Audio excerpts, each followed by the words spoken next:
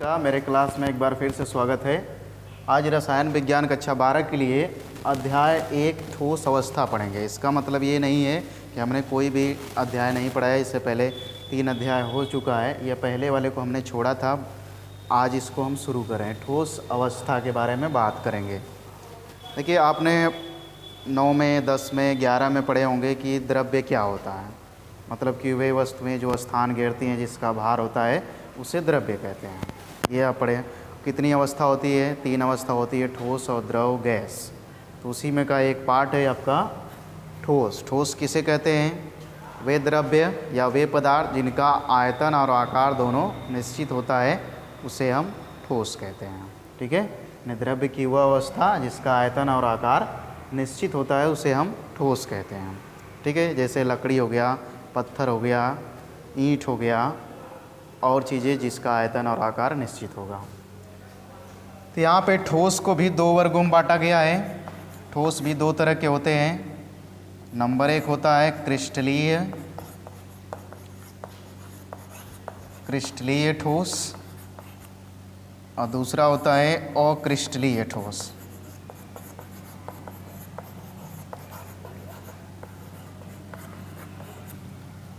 जो ठोस होता है उसको 2 वर्गों में बांटा गया है, क्रिस्टलीय ठोस और अक्रिस्टलीय ठोस। इसमें थोड़ा सा अंतर समझ लेते हैं। क्या होता है क्रिस्टलीय ठोस, क्या होता है अक्रिस्टलीय ठोस क्या होता है। सबसे पहले इसकी बात कर लेते हैं क्रिस्टलीय ठोस की। जो क्रिस्टलीय ठोस होता है, इसमें जो कण होते हैं वह रेगुलर फॉर्म में अरेंज होते हैं। रेगुलर कहने का मतलब कि नियमित क्रम में अरेंज होते हैं। जैसे एक के बाद एक, इस तरह से एक के बाद एक अगर इस तरह से अरेंजमेंट है किसी भी कण का, तो उस पदार्थ को हम बोलेंगे क्रिस्टलीय ठोस। ठीक है। तो जो क्रिस्टलीय ठोस में जो कण होते हैं या परमाणु होते हैं, वह रेगुलर फॉर्म में अरेंज होते हैं, नियमित क्रम में व्यवस्थित होते हैं। ठीक है। इसके बाद अगर क्रिस्टलीय जो ठोस हैं उसे हम काट दें, तो काटने पर वहाँ पे कोने, सरफेस यानी सतह प्राप्त होते हैं। जैसे कोई भी क्रिस्टलीय ठोस है, अगर उसको हम तोड़ दें चाहे काट दें, तो वह क्या होगा, एक सतह मिल जाएगा। जैसे कि मान लेते हैं ये जैसे है, आप इस तरह से सतह मिल जाएगा। यहाँ भी सतह, ये कोना मिलेगा। ठीक है, ऐसे कोना मिल जाएगा। और जो क्रिस्टलीय ठोस होते हैं उसमें दीर्घ परिसर व्यवस्था होती है या दीर्घ परासारी व्यवस्था होती है। इसको आपको याद रखना है। क्रिस्टलीय ठोस में दीर्घ परासारी व्यवस्था होती है, या परिसर भी बोलते हैं इसको। तो ये आपको याद रखना है। कभी कभी बहुविकल्पी में पूछा जाता है, क्रिस्टलीय ठोस में कण व्यवस्थित होते हैं, दीर्घ परिसर व्यवस्था होती है कि लघु परिसर व्यवस्था होती है, तो इसको आप याद रखेंगे। ठीक है। और इसका जो बीपी होता है, बीपी मतलब बॉइलिंग पॉइंट जिसको बोलते हैं, क्वथनांक और गलनांक काफ़ी शार्प होता है। शार्प का मतलब कि जैसे 120 है तो 120 से 122 डिग्री के बीच ही रहेगा, ये क्रिस्टलीय ठोस में। तो इतना ही इसमें है, ज़्यादा इसमें डिटेल जानने की आवश्यकता नहीं है फ़िलहाल। बस इतना जानिए इसमें क्रिस्टलीय ठोस में कि इसमें जो कण होते हैं वह रेगुलर फॉर्म में अरेंज होते हैं। इसमें दीर्घ परासारी व्यवस्था होती है। इसे काटने पर या तोड़ने पर कोने और सतह प्राप्त होते हैं। और इनकी जो बीपी होती है यानी क्वथनांक जो होता है, काफ़ी शार्प होता है। जैसे कि 120 से 122 डिग्री के सेल्सियस के बीच में होता है, यानी कि इतने पे ये गल सकते हैं। अब इसकी बात कर लेते हैं अक्रिस्टलीय में। अक्रिस्टलीय में क्या होते हैं कि जो कण होते हैं वह रेगुलर फॉर्म में अरेंज नहीं होते हैं, मतलब इरेगुलर होते हैं, अनियमित क्रम में होते हैं। मतलब कोई कण यहाँ है तो कोई यहाँ है, तो कोई यहाँ, तो कोई यहाँ, कोई यहाँ, कोई यहाँ हो गया। ये इसको बोलते हैं अनियमित क्रम में। ठीक है। इनमें जो होता है दीर्घ परासारी व्यवस्था आपका क्रिस्टलीय में हो गया। इसमें क्या होगा, लघु परासारी व्यवस्था होगी। लघु परासारी व्यवस्था होती है। इसमें जो कणों की लघु परासारी व्यवस्था होती है, इन्हें अगर हम काटेंगे तो हमें सतह प्राप्त नहीं होगा, यानी जिसको सरफेस बोलते हैं, सतह कोने प्राप्त नहीं होंगे। अगर इसको तोड़ेंगे तो जैसे कांच हो गया, उसको तोड़ देंगे तो कोई आकार उसका नहीं मिलेगा। इस तरह से ये आपका अक्रिस्टली में आ जाएगा। प्लास्टिक हो गया हुआ भी अक्रिस्टली में आ जाएगा, कांच हो गया हुआ अक्रिस्टली में आएगा। ठीक है। इसके जो बीपी होते हैं वह काफ़ी, जैसे ये 120 से 122 तक है तो वह होता है लगभग में 120 से 190 हो जाएगा, यानी काफ़ी इसमें अंतर पाया जाता है। यानी कि कह सकते हैं कि इसका जो बीपी होता है काफ़ी शार्प नहीं होता है। तो इसमें क्रिस्टली और अक्रिस्टली बस इतना सा जानना है। अब इसके बाद हम थोड़ा सा जान लेते हैं आगे इसके चैप्टर में। और क्रिस्टली में ज़्यादा कुछ नहीं है, हमें क्रिस्टली पढ़ना है, क्रिस्टली के बारे में पूरा डिटेल में। क्रिस्टलीय ठोस क्या होता है? क्रिस्टलीय ठोस बता चुके हैं। देखिए क्रिस्टलीय ठोस को भी 4 वर्गों में बांटा गया है। नंबर 1 आयनिक ठोस, नंबर 2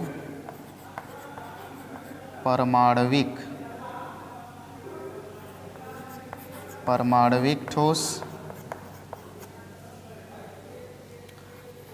नंबर 3 आणविक ठोस,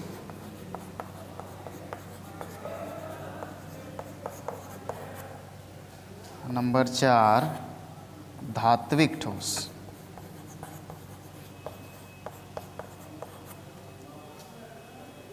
क्रिस्टलीय ठोस को 4 वर्गों में बांटा गया, आयनिक ठोस, परमाणविक ठोस, आणविक ठोस और धात्विक ठोस। पहले हम बात कर लेते हैं आयनिक ठोस। आयनिक ठोस का मतलब ऐसे ठोस पदार्थ जो आयनों से मिलकर बने होते हैं। आयनों मतलब धन और ऋण आयनों से मिलकर बने होते हैं, उसे हम आयनिक ठोस कहते हैं। जैसे सोडियम क्लोराइड NaCl, अगर इसको तोड़ा जाए तो Na+ और Cl-, तो ये हमारा सोडियम क्लोराइड जो है वह आयनिक ठोस में आएगा। ठीक है। तो जो आयनिक ठोस होते हैं वह धन तथा ऋण आयनों से मिलकर के बने होते हैं। इनमें जो होता है आयनिक ठोस में प्रबल स्थिर वैद्युत बल पाया जाता है। आप जानते हो, पढ़े होंगे कि जहाँ पे वैद्युत संयोजी बंध होता है उसमें प्रबल स्थिर वैद्युत बल पाया जाता है।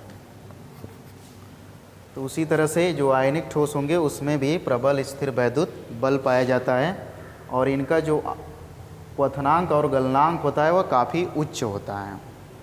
ठीक है। जो आयनिक ठोस होते हैं उनका क्वथनांक और गलनांक काफ़ी उच्च होता है। इसके बाद दूसरा हमारा है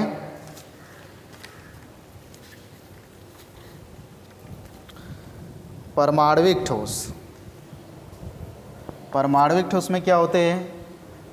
इसमें जो परमाणु आपस में जुड़े होते हैं तो वह सहसंयोजक बंध हो रहा। सहसंयोजक बंध क्या होता है? जब 2 परमाणुओं के बीच में इलेक्ट्रॉनों की साझेदारी होती है तो उसे हम बोलते हैं सहसंयोजी बंध। तो जो परमाणविक ठोस होते हैं इसमें जो परमाणु होते हैं वह सहसंयोजी बंध द्वारा जुड़े होते हैं। ठीक। इनका जो क्वथनांक और गलनांक होता है वह आयनिक ठोस से कम होता है। ठीक। इतना जान गए। जैसे में कार्बन के 2 अपरूप आते हैं, इसमें उदाहरण में कार्बन के 2 अपर रूप कौन कौन से हैं? 2 अपरूप,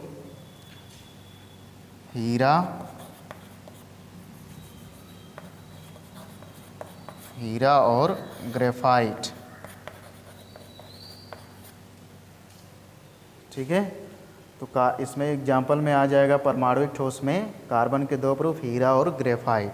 इसमें क्या होता है? हीरा और ग्रेफाइट में परमाणु आपस में सहसंयोजी बंध द्वारा जुड़े होते हैं। इसके बारे में, हीरा और ग्रेफाइट के बारे में आगे हम बात कर लेंगे, फ़िलहाल इसमें इतना। अब हम जान लेते हैं आणविक ठोस। आणविक ठोस का मतलब क्या होता है? कि ऐसे ठोस जो अणुओं से मिलकर बने होते हैं। ठीक है। इसमें क्षीण आकर्षण बल होता है जिसे हम वांडर वाल बल कहते हैं। आणविक ठोस में क्या होता है? इसमें क्षीण बल होता है जिसे हम वांडर वाल बल कहते हैं। जिसमें परमाणु अणु क्या होते हैं, क्षीण बल द्वारा जुड़े होते हैं आपस में। इनका भी जो क्वथनांक और गलनांक होता है वह काफ़ी इनके अपेक्षा कम होता है, मतलब आयनिक ठोस की अपेक्षा बहुत कम होता है। जैसे में बर्फ़ हो गया, बर्फ़ में क्या होता है, H2O एक अणु है, वह आपस में बहुत सारे जल के अणु जुड़े रहेंगे। वैसे ठोस CO2 यानी कार्बन डाइऑक्साइड, ये सब किस में आ जाएंगे, आणविक ठोस में आ जाएंगे। ये सब आपस में जुड़े होते हैं, जानते हो जल आपस में हाइड्रोजन बंध द्वारा जुड़ता है, तो वह क्या है, एक तरह का कमज़ोर या क्षीण बल कार्य करता है। तो इसमें इतना हो गया। अब आगे बात कर लेते हैं इसका धात्विक ठोस क्या होता है। ऐसा ठोस जिसमें धातुओं के गुण पाया जाता है, धातुओं के गुण पाया जाता है, ठीक है, तो उसे हम बोलेंगे धात्विक ठोस। इसमें जो इलेक्ट्रॉन होते हैं वह धातु के अंदर गैसीय अवस्था में होते हैं। जैसे मान लेते हैं कि ये आपका सोडियम है, सोडियम प्लस, तो इसमें जो इलेक्ट्रॉन होंगे यानी माइनस वाले, इसमें गति करते रहेंगे, गैसीय अवस्था में होते हैं। तो धात्विक ठोस में किसे कहेंगे, ऐसे ठोस जिसमें क्या बोलते हैं कि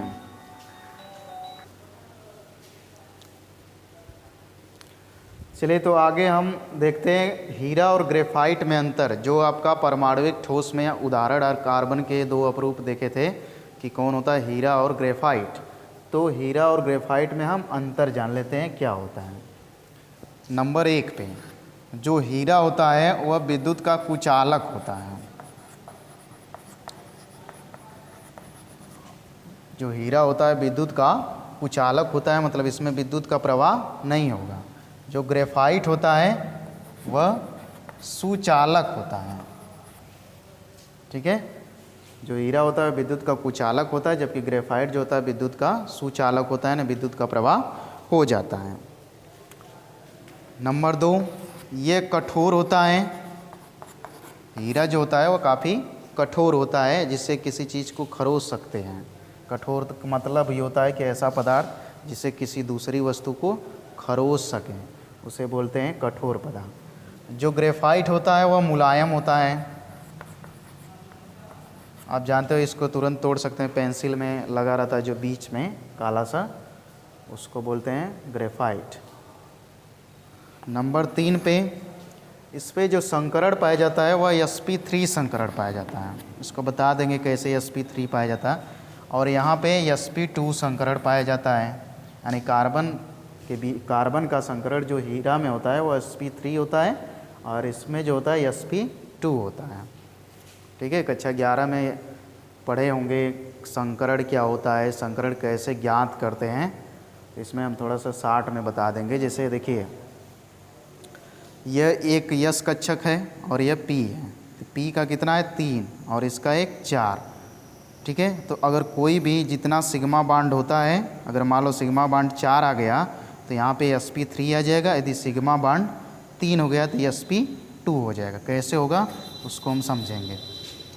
चौथा पॉइंट में देखिए जो हीरा में कार्बन कैसे जुड़ा रहता है, इस तरह से, ऐसे 4 बांड से अलग अलग पीछे, मान लो यहाँ बोर्ड पर दिखाना संभव नहीं है, तो इस तरह से कार्बन, यहाँ पे कार्बन रहेगा, यहाँ यहाँ यहाँ, फिर ये कार्बन आपस में जुड़े रहेंगे ऐसे करके, यानी यहाँ पे 3D होता है, यानी 3 डायमेंशन आप नाम सुने होंगे, 3D व्यू होता है इसमें। और इसमें ये जो होता है वह 2D होता है।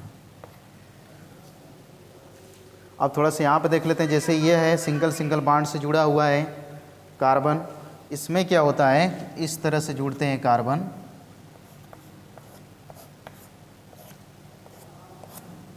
ऐसे जुड़ जाएगा यहाँ पे, फिर यहाँ कार्बन ऐसे, इस तरह से ग्रेफाइट में होता है। ग्रेफाइट में जो कार्बन होते हैं वह इस तरह से जुड़ते हैं, और जबकि हीरा में जो कार्बन होते हैं इस रूप में जुड़ते हैं।